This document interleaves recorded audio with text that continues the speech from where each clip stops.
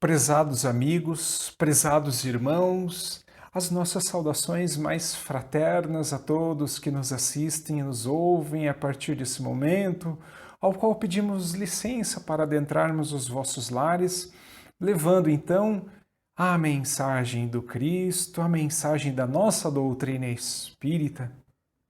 Que os nossos lares e os nossos corações estejam abertos para a presença do amigo maior, que é o nosso Mestre Jesus. Abordaremos então nessa ocasião a parábola dos talentos, uma passagem que eu pessoalmente considero uma das mais belas, das mais bonitas e das mais motivadoras do Evangelho do Cristo. Existem muitas, obviamente, mas essa toca muito ao coração desse que vos fala. Mateus registrou isso no capítulo 25, no versículo do 14 ao 30, e Lucas também, no capítulo 19, versículo 11 até o 27, a parábola dos talentos. Então a parábola nos diz mais ou menos assim, resumiremos, pois o nosso tempo ele é um pouquinho curto, que um grande senhor, dono de grandes terras, muito poderoso, certo momento chamou os seus servos, chamou 3 servos, pois ele ia fazer uma viagem muito longa, ficaria muito tempo fora. Chamando os 3 servos, ele entregou os seus bens a eles. Entregou os seus bens. Ao primeiro servo, ele foi lá e entregou 5 talentos. Chamando o segundo, lhe entregou 2 talentos. Chamando o terceiro servo, ele entregou 1 talento. A cada qual segundo a sua capacidade. Aqui a gente já vai começar a interpretar, aqui a gente vai começar a estudar com mais profundidade o que essa parábola nos diz. Então, o Senhor de Terras, o grande Senhor, muito poderoso, ele tinha perfeita noção de quem eram os seus servos. Então ele entregou essas riquezas de acordo com o julgamento que ele tinha de cada um daqueles servos, daqueles trabalhadores. Então, ali foi o que nós chamamos de meritocracia. 5 para um, 2 para um e 1 para outro, conforme ele tinha observado as capacidades de lidar com aquelas riquezas. Muito bem. O primeiro servo, aquele que recebeu 5 talentos, ele pegou aqueles valores e foi trabalhar com eles. Saiu a campo, como a gente diz. Saiu a campo. E saindo a campo, com esses valores, esses 5 talentos, passa um tempo, ele conseguiu mais outros 5 talentos. Isto é, ele lucrou mais 5. Tinha 5, passou a ficar com 10.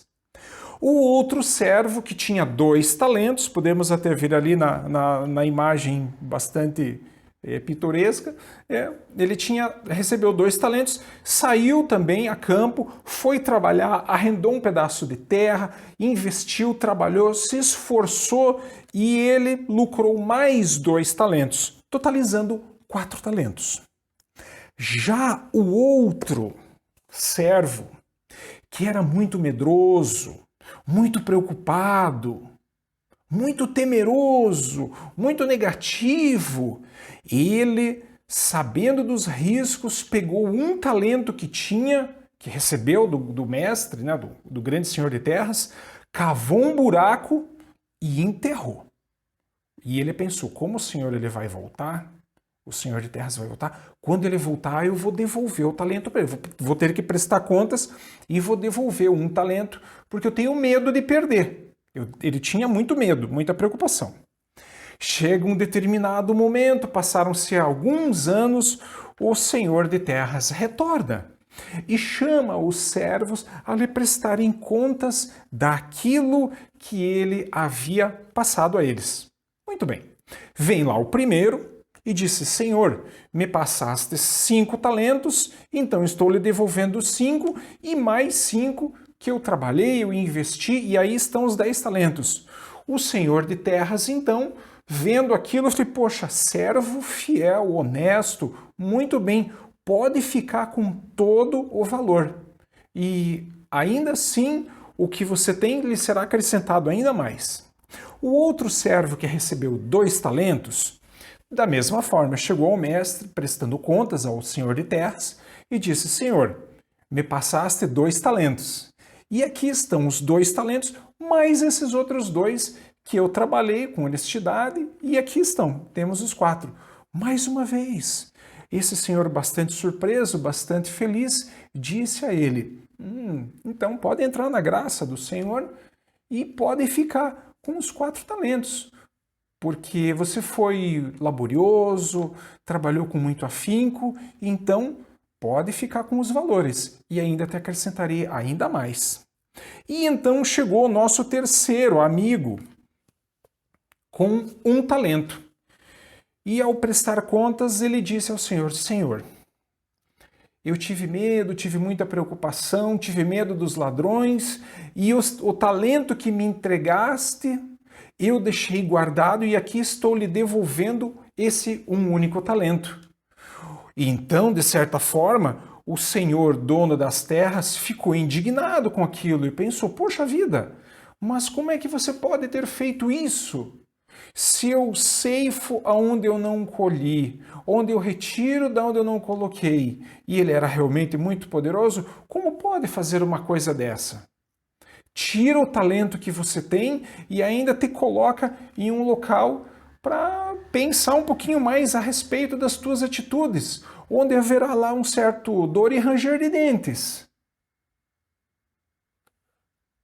As parábolas que Jesus nos traz, meus amigos, meus irmãos, elas são como esta imagem que aparece na nossa tela agora. Lhes confesso que quando eu escutei essa parábola pela primeira vez, eu fiquei um pouco pensativo a respeito disso. Pensativo, pois um recebeu 5, foi lá, trabalhou, ganhou os outros 5, justo. O outro foi lá, trabalhou com os 2, juntou mais 2, auferiu o lucro, justo. Agora, aquele que foi prudente e guardou o talento, e ainda por cima, ao final de devolver o talento, levou uma bronca do chefe. E lhe foi tirado o pouco que ele tinha. Isso me deixou um pouco constrangido quando eu escutei a primeira vez essa parábola. Mas é justamente como nós temos na imagem. As parábolas de Jesus, elas são como esse iceberg, que a gente vê só a pontinha. Mas quando nós conseguimos ter tempo, determinamos tempo para a nossa vida para estudar essas parábolas com mais profundidade, nós percebemos essa imagem, que ela vai muito mais funda. O iceberg ele vai muito mais fundo, ele desce com grande profundidade. O que a gente enxerga é só um pedacinho dele. E assim são as parábolas do Mestre. Requerem estudo.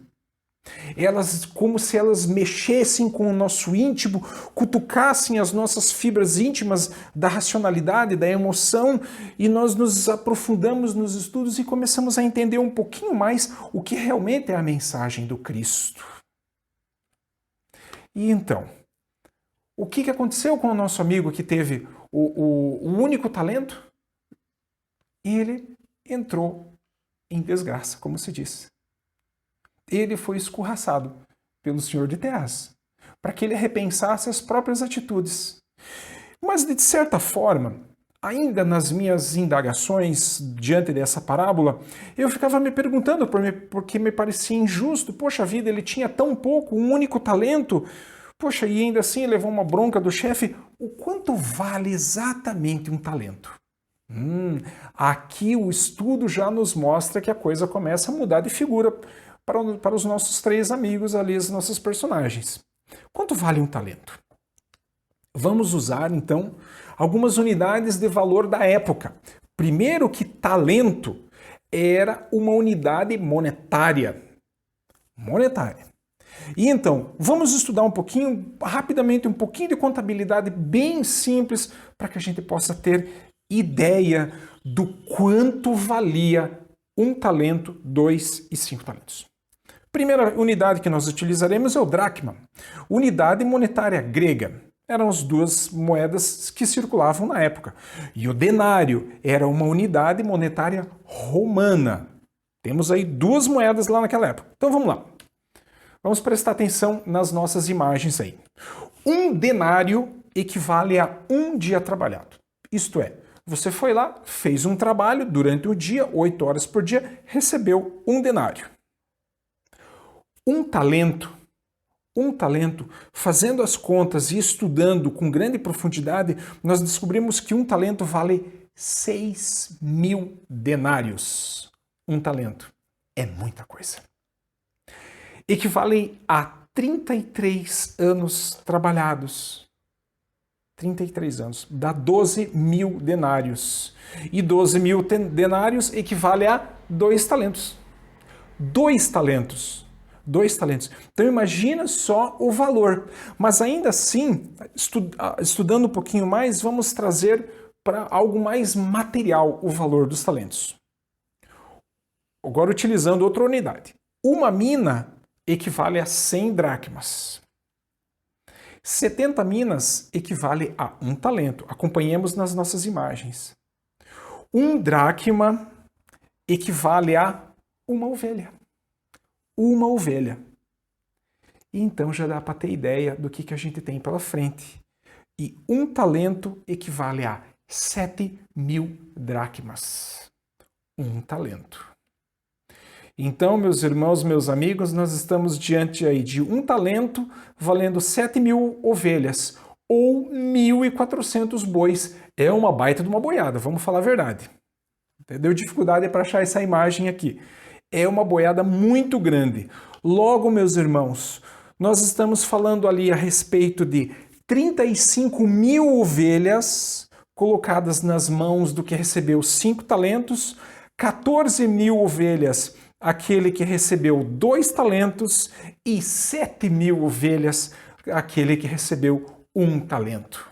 Aí vem a pergunta, será que o que eles receberam foi pouco? Será que aquilo que eles lucraram foi pouco? Estamos falando de valores de alta soma, de grandes valores.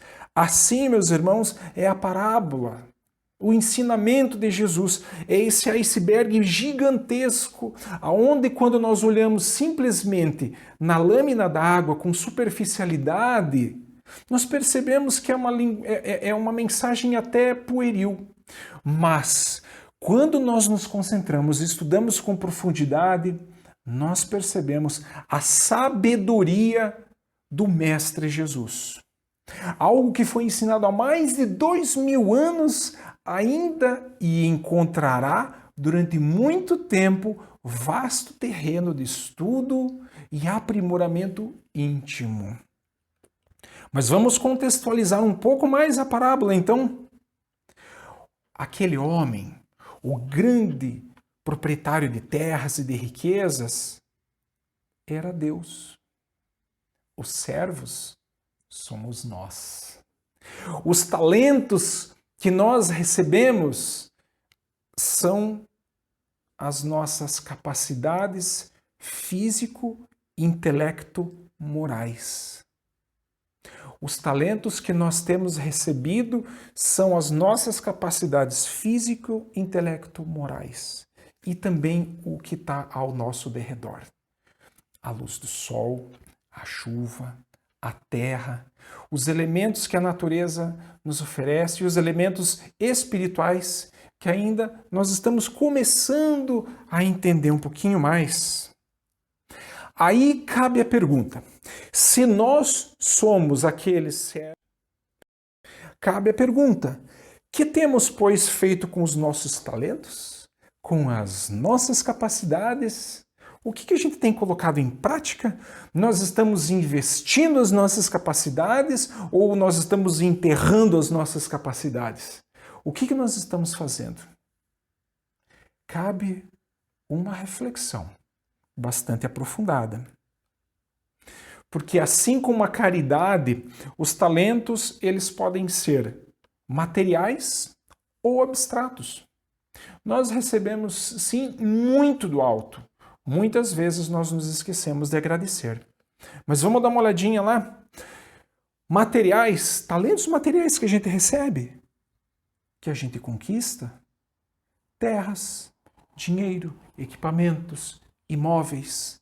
Isso são questões de ordem física, material mesmo. E nós somos responsáveis por isso.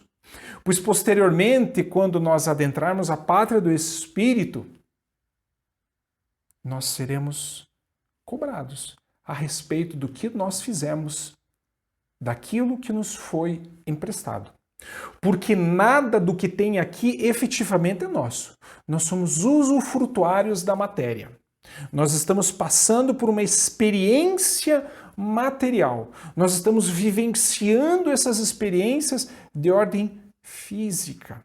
Pois o nosso espírito, ele ainda está num degrau evolutivo ainda iniciante.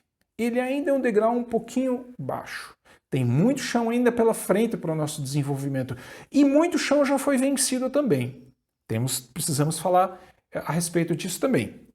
Agora, nós temos outros talentos. Esses nós chamamos de talentos abstratos. Quais são eles? Começar pela parte física. A visão, a audição, a fala, a capacidade de andar, a capacidade de manusear, a capacidade de raciocinar a respeito dos problemas e imaginar soluções e colocá-las em prática. Isso, meus irmãos, são talentos.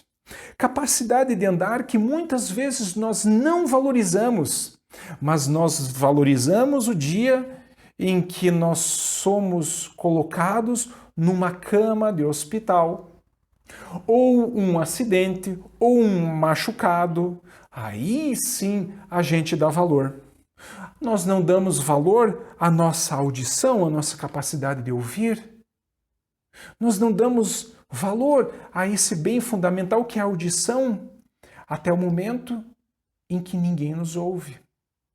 Aí nós percebemos a necessidade de ouvir também, a necessidade de enxergar, de raciocinar, de manusear as coisas. Vejam só que coisa incrível é a nossa capacidade, a nossa mão, essa riqueza maravilhosa que digita no computador, que programa no computador, que troca o canal da TV quando o programa é inapropriado, que faz a refeição, que alimenta a tantos. Mãos essas que plantam flores no jardim. Mãos essas que desentopem a calha, que cuidam do animalzinho machucado. Mãos essas que enxugam lágrimas. Mãos essas que trabalham em prol do progresso de todos. Olha só que talento maravilhoso nós temos ao nosso dispor. Que coisa maravilhosa! Será que nós temos dado valor a esse talento tão incrível? Ou nós lembramos como é desagradável ficar com aquela unha machucada no cantinho que às vezes dói muito, né? Fica inflamado e dói, aí a gente lembra. O que nós temos feito com as nossas mãos em prol da sociedade? Ou então, meus irmãos, o que esses irmãos nossos têm feito de maldade, tirando a vida de outros irmãos, agindo com violência, com truculência e com injustiça? A conta vai vir para todos, pois a lei é de ação e de reação, e quem com a espada fere, com a espada será ferido, nos diz ninguém mais, ninguém menos do que o nosso Mestre Jesus. Ainda assim, nesses talentos abstratos que nós temos, tornando eles ainda mais abstratos, a benevolência. Quantos de nós não têm benevolência, sensibilidade, didática? Saber explicar aos alunos a respeito de uma equação complicada de matemática, de estatística, de química ou de física, ou de biologia, ou de história. Com didática, com carinho, com amorosidade, demonstrando o seu conhecimento. Isso são talentos. Os talentos daqueles que já atingiram a maturidade da vida, com os cabelos nevados, chamado experiência de vida. Isso é um talento fundamental que, infelizmente, os jovens não sabem aproveitar. Ainda não aprenderam a aproveitar a experiência dos mais velhos. A experiência, isso são talentos. O talento da amorosidade, do carinho, daquele pai, daquela mãe que sabe acolher aos filhos quando eles têm as suas necessidades, têm os seus problemas. Aqueles que têm o talento da liderança, pensando no bem comum, não pensando com egoísmo, agindo em torno da sociedade. O talento da paciência. Quantos de nós, meus irmãos, conseguimos ter esse talento e exemplificá-lo? Então, quanta coisa nós temos, o talento da energia, da empatia e de tantos outros valores morais que nós temos, em menor ou em maior grau. Nós recebemos tudo isso do Mestre Jesus. Um pequeno talento? E nós já percebemos que é um talento muito grande? Será que nós estamos trabalhando para amplificar esses talentos? Ou nós estamos fazendo como aquele servo medroso e que não tinha a menor fé e escondeu o talento, não tinha fé em si mesmo, não acreditava nas próprias capacidades? Era medroso. O que será então de nós caso nós agirmos dessa forma? Seremos também julgados lá nas trevas exteriores, onde haverá pranto e ranger de dentes? Provavelmente não. Mas há necessidade de termos coragem para colocar isso em prática. Coragem, fé e determinação, pois são talentos também. Então, meus irmãos, o que dirá diante dessa imagem que aparece aí nas nossas telas? Será que esses dois homens que aí aparecem jogaram fora os seus talentos? Jogaram fora as suas ideias, a sua determinação, a sua obstinação? Temos aí Thomas Alva Edison, o inventor da lâmpada e de inúmeras outras invenções que hoje nos trazem o conforto para as nossas casas, tanto ajudaram o progresso da nossa sociedade. O nosso Alberto Santos Dumont desenvolveu o avião. Quanto sofrimento que esse homem passou. Quem tiver a oportunidade, leia o livro Ícaro Redimido. Fala a respeito da história do Santos Dumont, do ponto de vista espiritual. É um livro belíssimo, belíssimo. Chama-se Ícaro Redimido, recomendado pela nossa Federação Espírita. Temos então na nossa próxima imagem aqui, será que esses dois homens também recusaram os talentos que lhes foram dados? Chico Xavier, com a amorosidade, com a mediunidade, com a benevolência, empatia, audição, capacidade de andar, de se movimentar, de ir para cima e para baixo. O mestre leonês Allan Kardec, ao ser deparado com a enorme missão ao qual foi convidado, e ele já tinha conseguido inúmeros talentos através do seu esforço e do seu trabalho, ele não se fez de rogado. Assumiu a tarefa e a concluiu com maestria ímpar. Então, meus amigos, meus irmãos, quantas coisas nós temos ao nosso dispor. Quantos talentos a divindade confiou às nossas mãos, ao nosso entendimento, à nossa capacidade de realização. Que temos feito, pois, com essa verdadeira fortuna que nós temos? E não nos referimos única e exclusivamente aos bens materiais, esse é o menos importante.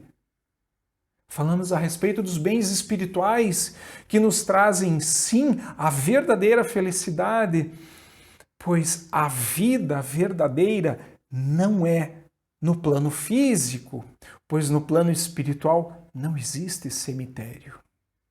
O cemitério fica no plano físico para o corpo, mas não para o espírito. O espírito continua vivo, muito mais vivo do que quando encarcerado nesse corpo físico em processo de aprendizado. E quando adentramos a pátria do espírito, que teremos em nossos alforjes? Única e exclusivamente conquistas de ordem material, que ficaram todas e foram úteis, lógico. Foram úteis à sociedade, mas elas será que foram úteis ao nosso crescimento espiritual? Ao desenvolvimento dessas duas asas maravilhosas do nosso espírito, que é a asa do conhecimento intelectual e a asa do conhecimento moral, onde nós nos tornamos pessoas melhores. No Evangelho segundo o Espiritismo, no capítulo 16, mais precisamente no item 7, encontra-se um trecho chamado Utilidade Providencial da Fortuna. Então, quem tiver interesse em aprofundar um pouquinho mais o estudo, busca nesse trecho do Evangelho. Capítulo 16, item 7, Utilidade Providencial da Fortuna. Ele complementa muito a nossa fala, que não daria tempo de falar tudo, pois o tempo ele é um pouquinho escasso. Mas a utilidade providencial da fortuna tem um objetivo, meus irmãos: o bem-estar da humanidade. O bem-estar da humanidade. Seja dando trabalho, seja oferecendo, seja fazendo as suas aquisições, mas principalmente ensinando as pessoas. Ensinando as pessoas.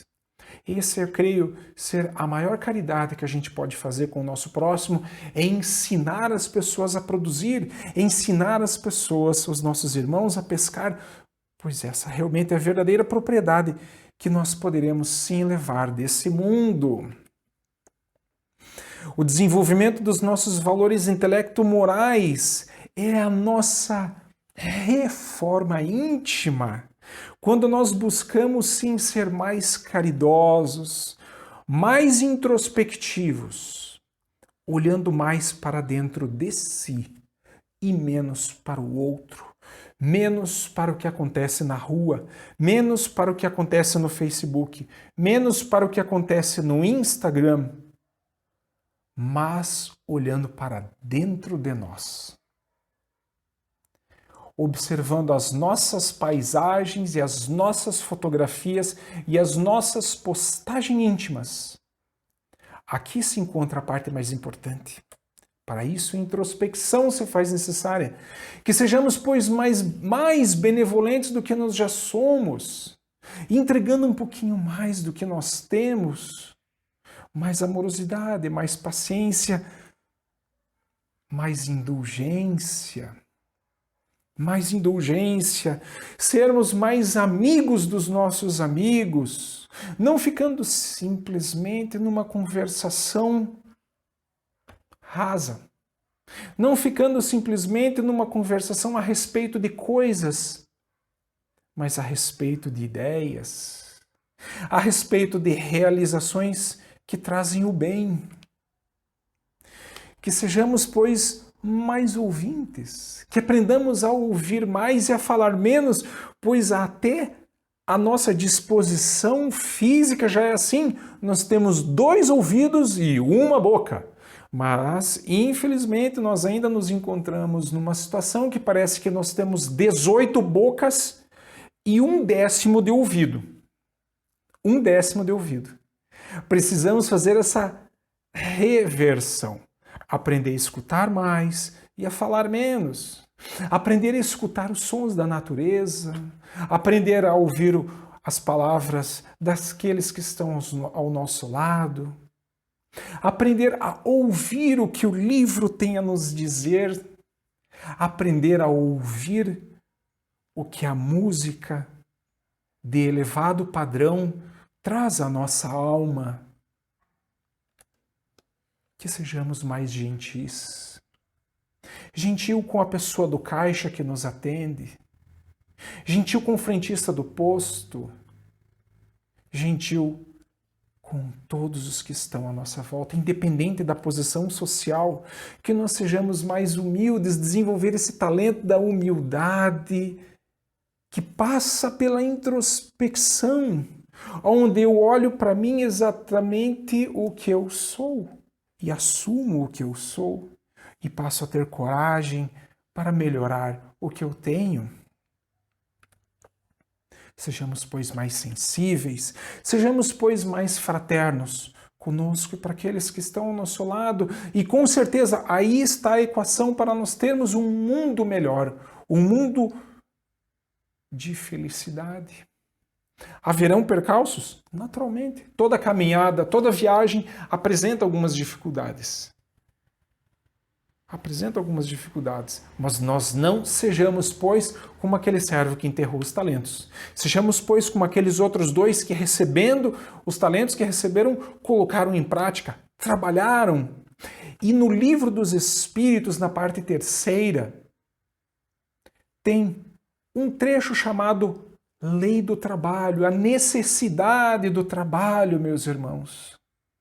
Nós não podemos ver o trabalho simplesmente como uma atividade enfadonha, uma atividade que só serve para ganhar dinheiro. Não, o trabalho é toda a atividade útil. Isso é trabalho. Quando nós preparamos uma refeição, quando nós limpamos a casa, quando nós cuidamos de uma pessoa, tudo o que é útil é trabalho. Tudo que é útil é trabalho. Pois estudar a si mesmo, essa é a arte mais difícil.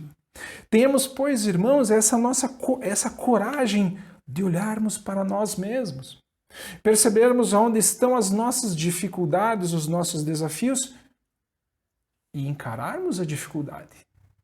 Tratarmos isso, pois estaremos, caso não encaremos a dificuldade, enterrando um talento. E nós seremos cobrados por isso, sim. Mas aí vem uma grave pergunta. Essa cobrança, ela vem de quem? Quem que pode nos cobrar a respeito disso? Será que essa cobrança, ela vem de fora ou ela vem de dentro?